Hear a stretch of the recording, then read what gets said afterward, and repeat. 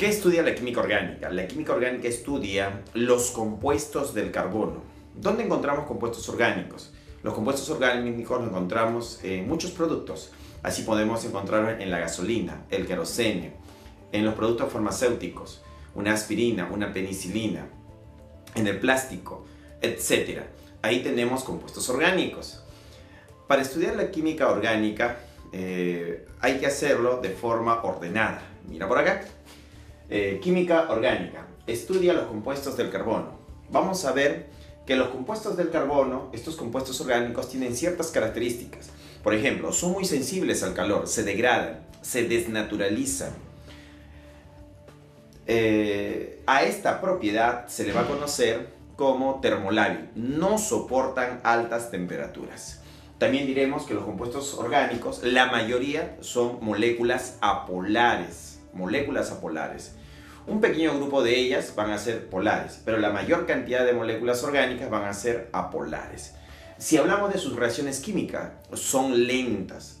Químicamente hablando, son lentas. Su cinética es lenta, comparado con los compuestos inorgánicos. Entonces, un orgánico frente a un inorgánico es lento. Esto es debido al enlace covalente, ¿no? Le va a disminuir la velocidad. Propiedades del carbono. Ahora, como los compuestos orgánicos tienen al carbono, ¿no? Estos compuestos del carbono tienen al carbono, hay que estudiar el carbono. Y el carbono tiene ciertas propiedades. ¿Cuáles son las propiedades del carbono? La tetravalencia. Es la capacidad que tiene el carbono de formar 4 enlaces, de compartir 4 pares de electrones. Y acá está, mira, el carbono tetravalente. La covalencia, lo que había mencionado, la formación de enlace covalente. Entonces el carbono tiene la capacidad de formar enlace covalente con el hidrógeno, con otros carbonos, ¿no? Entonces, la forma de unirse del carbono es mediante un enlace covalente. Entonces, está relacionado con la covalencia. La concatenación. La concatenación está relacionada con la capacidad que tiene el carbono de unirse a otros átomos de carbono y formar cadenas. Se concatena. Forma cadenas lineales o ramificadas. Y ahí están las 3 principales propiedades del carbono. La hibridación. ¿Qué cosa es la hibridación? La hibridación es la combinación o mezcla de orbitales atómicos. Entonces, yo tengo un orbital atómico y tengo otro orbital atómico, yo puedo mezclarlos, puedo combinarlos. A esa combinación o mezcla de orbitales atómicos se le llama la hibridación. Ahora, si yo tengo el orbital S y tengo 3 orbitales P, ¿no? Y mezclo este orbital S con los 3 orbitales P, tenemos la hibridación sp3. Los 4 orbitales híbridos que se generan van a ser de igual energía. Entonces tenemos la hibridación sp3, el carbono, ¿no? Con hibridación sp3. Lo voy a reconocer porque está formando enlaces simples, mira. Simple. Forma 4 enlaces simples a su alrededor. Cuando un orbital S se mezcla con 2 orbitales P, ¿no? Ya no con los 3 orbitales, sino solo con 2, se forma la hibridación sp2. Ya, la hibridación sp2. Y acá está, mira, la hibridación sp2 cuando el carbono, ¿no? Tiene un doble enlace. Entonces, cuando tú veas al carbono con un doble enlace, ¿no? Simple por acá y simple por acá, la hibridación que tiene es sp2. Ahora, si el carbono, ¿no? Su orbital S se mezcla con un solo orbital P, o sea, es de 1 a 1, un orbital S con un orbital P, la hibridación que se forma es una hibridación sp. Y así acá tenemos el carbono, ¿no? Con un triple enlace. Entonces, cuando veas un carbono que forma un triple enlace, su hibridación es sp. Y ahí tenemos las 3 hibridaciones, la sp3, la sp2 y la sp. Ahora vamos a pasar a los tipos de carbono. Dentro de los tipos de carbono tenemos carbono primario, secundario, terciario y cuaternario. ¿Cómo yo voy a saber si el carbono es primario? Lo que voy a considerar son los enlaces sigma, carbono-carbono. Entre este carbono y este carbono hay un enlace sigma. Hay un enlace sigma, entonces él es primario. Entre este carbono y este carbono hay un enlace sigma, carbono-carbono, entonces él es primario. Entonces, en esta representación, ¿no? Tenemos 2 carbonos primarios. Carbono secundario. Mira este carbono de acá, el del centro. Tiene un sigma con este carbono y tiene otro sigma con este otro carbono. Tiene 2 enlaces sigma, carbono-carbono. Entonces va a ser considerado carbono secundario. De la misma forma para un carbono terciario. Debe tener 3 enlaces sigma, carbono-carbono. Y el cuaternario tiene 4 enlaces sigma, carbono-carbono. Ahora vamos a pasar con la clasificación. En la clasificación tenemos a los hidrocarburos que son de la forma CXHI. Tenemos a los alifáticos y tenemos a los aromáticos. Los compuestos alifáticos pueden ser acíclicos cuando son de cadena abierta y cíclicos cuando son de cadena cerrada, también conocidos como alicíclicos o cicloalifáticos. Los acíclicos de cadena abierta pueden ser los alcanos, los alquenos o los alquinos. Alcanos, también llamados parafinas o compuestos saturados. Obedecen a la fórmula CnH2n+2. Lo vas a reconocer porque la estructura es así, mira. Carbono, enlace simple, carbono y puros enlaces simples en la estructura. Los alquenos, también llamados olefinas, son compuestos insaturados. Obedecen a la fórmula CnH2n. Los reconoces porque en la estructura hay un doble enlace. Los alquinos, CnH2n-2, son compuestos acetilénicos. Son considerados compuestos insaturados. El carbono lo vas a reconocer porque tiene un triple enlace, ¿no? Este es un alquino. De los cíclicos tenemos a los cicloalcanos, cicloalquenos y cicloalquinos. Los cicloalcanos obedecen a la fórmula CnH2n, son compuestos saturados. Acá tenemos, por ejemplo, un cicloalcano. Te he mencionado que es una cadena cerrada. Ch2, enlace Ch2, enlace Ch2, enlace Ch2, enlace Ch2. Como podemos ver acá, lo puedo representar mediante un cuadrado, donde cada punto representa un átomo de carbono. Cicloalquenos, fórmula CnH2n-2, son compuestos insaturados. Acá está, mira, una cadena cerrada que tiene un doble enlace. Y acá lo reconozco porque es el cuadradito con un doble enlace. Los cicloalquinos también son compuestos insaturados. Son compuestos insaturados. Los cicloalquinos, para que sean estables, tienen que ser cadenas cerradas de 10 carbonos, 11 carbonos, 12 carbonos para que exista estabilidad en el triple enlace. Compuestos aromáticos. Cuando nosotros hablamos de los compuestos aromáticos, estos compuestos tienen ciertas características. Por ejemplo, tienen geometría plana, tienen lo que se conoce como la resonancia. Ah, profesor, ¿qué significa que su geometría es plana? Significa que los átomos de carbono se encuentran en un mismo plano. Y esto lo podemos demostrar porque los átomos de carbono tienen hibridación sp2. Entonces, los átomos van a tener una cierta hibridación. Y la hibridación sp2, para el caso del carbono, le da una geometría plana. Tenemos, por ejemplo, el benceno, un ejemplo de un compuesto aromático es el benceno, C6H6. El benceno, estos 6 átomos de carbono que ves acá, tienen geometría plana, están en el plano. ¿Por qué? Porque tienen hibridación sp2. Entonces quiere decir que tiene 6 electrones, 6 carbonos con hibridación sp2. Ahora, resonancia. Esta estructura es una estructura resonante y esta otra estructura es otra estructura resonante. Entonces, el benceno tiene 2 estructuras resonantes. Si nosotros mezclamos las 2 estructuras resonantes, obtenemos esta otra estructura, que es el híbrido de resonancia. ¿Ya? Este es el híbrido.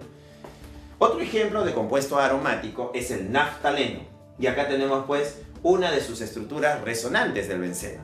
Y esta sería el híbrido, ¿no? de sus estructuras resonantes. La mezcla de esas estructuras resonantes tenemos el híbrido de resonancia, que este es el naftaleno, que es un compuesto aromático. Ahora vamos a ver lo que es isomería. ¿Qué es un isómero? Y los isómeros son estructuras que van a tener igual fórmula global, pero cuando los átomos se distribuyen o se estructuran, tienen formas diferentes. Entonces, la isomería vienen a ser aquellas estructuras que tienen igual fórmula global. Por ejemplo, existe toda una clasificación de isomería. Nosotros vamos a ver una parte de la isomería. Vemos por acá. La isomería puede ser plana, ¿no? Isomería plana, o puede ser isomería espacial. Si hablamos de una isomería plana, estamos hablando pues de la isomería de cadena. La de cadena, la de posición y la de compensación funcional. Ahora, ¿cómo es una isomería de cadena? Para esto tenemos que diferenciar que hay cadenas que pueden ser lineales o cadenas que pueden ser ramificadas. Así tenemos aquí la cadena lineal. Acá mira, el carbono, le sigue este carbono, le sigue este carbono, le sigue este carbono, le sigue este carbono. Entonces acá tenemos una cadena lineal, ¿no? De 5 carbonos y 10 hidrógenos, ¿no? Tiene, a ver, 12 hidrógenos, 5 carbonos y 2 hidrógenos. Su fórmula global C5H2. Entonces, acá tenemos que para esta cadena, su fórmula global es C5H2. Esa es su fórmula global. Para esta otra cadena diremos que es una cadena ramificada. Y acá está su ramificación. Esto es la rama. Esto es la rama. Esta sería la cadena principal y esta es la ramificación. Y tiene 1, 2, 3, 4, 5. 5 carbonos también, mira. Tiene 5 carbonos y tiene 3, 6, 9, 10, 11, 12. 12 hidrógenos. Ahí está. Estas dos estructuras tienen igual fórmula global. Entonces son isómeros. Esto sería un isómero de cadena lineal y esto sería un isómero de cadena ramificada. Acá veamos otro tipo de isomería, la llamada isomería espacial, que puede ser la geométrica, por ejemplo. Y hay dos tipos de isomería geométrica. Tenemos la cis y la trans. Por ejemplo, acá tenemos un isómero y acá está el otro isómero. Si observamos, sus fórmulas globales son iguales. Tienen 1, 2, 3, 4 carbonos, 1, 2, 3, 4 carbonos. Tiene 2 bromos, tiene 2 bromos. Tiene 3 más 3, 6 hidrógenos. 3 más 3, 6 hidrógenos. Entonces, tienen igual fórmula global, son isómeros. Pero la disposición, ¿no? Tenemos acá, por ejemplo, el bromo y el bromo. Si observas, está en la parte de abajo, ¿no? Por acá, mira. Ahí está el bromo y por acá está el otro bromo. Entonces tiene una disposición cis. En cambio acá no, mira, el bromo está por acá arriba y el bromo está por acá abajo. Como una diagonal con respecto al doble enlace. Entonces una disposición trans. Entonces, isomería geométrica cis, isomería geométrica trans. Ahora pasamos a los tipos de reacciones. En química orgánica también vemos los tipos de reacciones. Vemos que hay la llamada reacción de sustitución. ¿Qué cosa es una reacción de sustitución? Una reacción de sustitución es cuando un átomo sustituye a otro. No, lo sustituye. Por ejemplo, aquí tenemos el cloro que va a sustituir al hidrógeno, ¿no? Lo va a sustituir. Va a ocupar el lugar del hidrógeno. Sale el hidrógeno y el cloro ocupa su lugar. Mira, acá está la estructura, acá está el producto. El cloro ocupando el lugar del hidrógeno. El hidrógeno que sale se une al otro cloro, pues, ¿no? Para formar cloruro de hidrógeno. Y eso sería una reacción de sustitución. Acá, mira, carbono con 3 hidrógenos, Che3. Carbono con 3 hidrógenos, Che3. Cloro, 2 cloros, es el cloro, cloro 2.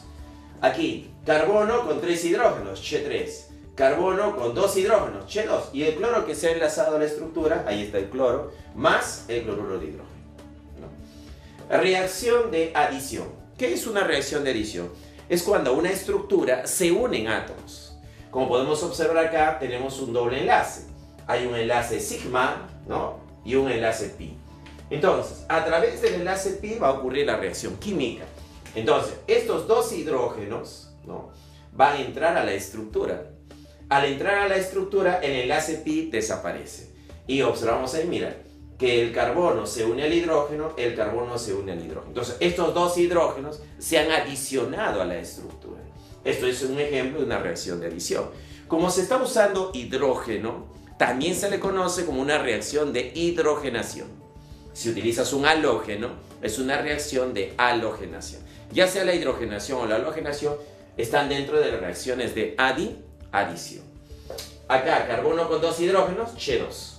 Carbono con 2 hidrógenos, Che2. El hidrógeno. Carbono con 3 hidrógenos, Che3. Y carbono con 3 hidrógenos, Che3. En este caso, este alqueno, mediante la hidrogenación, se ha convertido en un alcano. Ahora vemos las llamadas reacción de eliminación.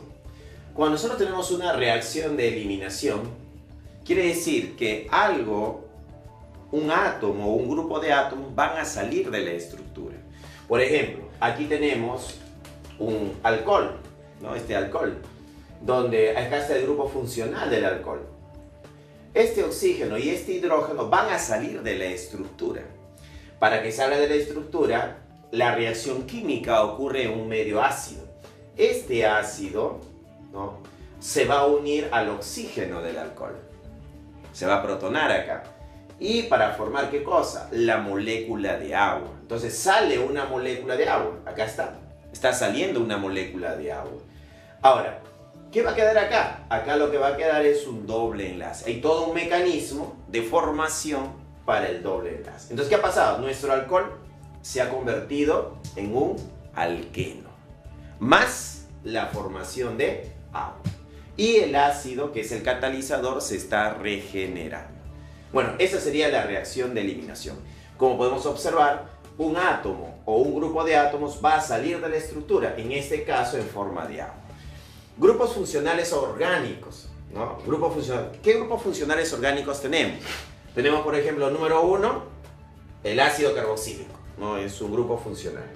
Es el RCOH. 2, los ésteres, RCOR'. Las amidas, RCONH2. Los nitrilos, RCN. Los aldehídos, R-CHO. Las cetonas, RCOR. Los alcoholes, carbono con su grupo funcional que es el OH. Los fenoles, que es la parte aromática unido al OH. Y las aminas, que son de la forma RNH2. Este cuadro está ordenado en función a jerarquías. El que tiene mayor jerarquía está arriba y el que tiene menor jerarquía está abajo. Entonces, ¿quién tiene mayor jerarquía? El ácido carboc, el ácido carboxílico.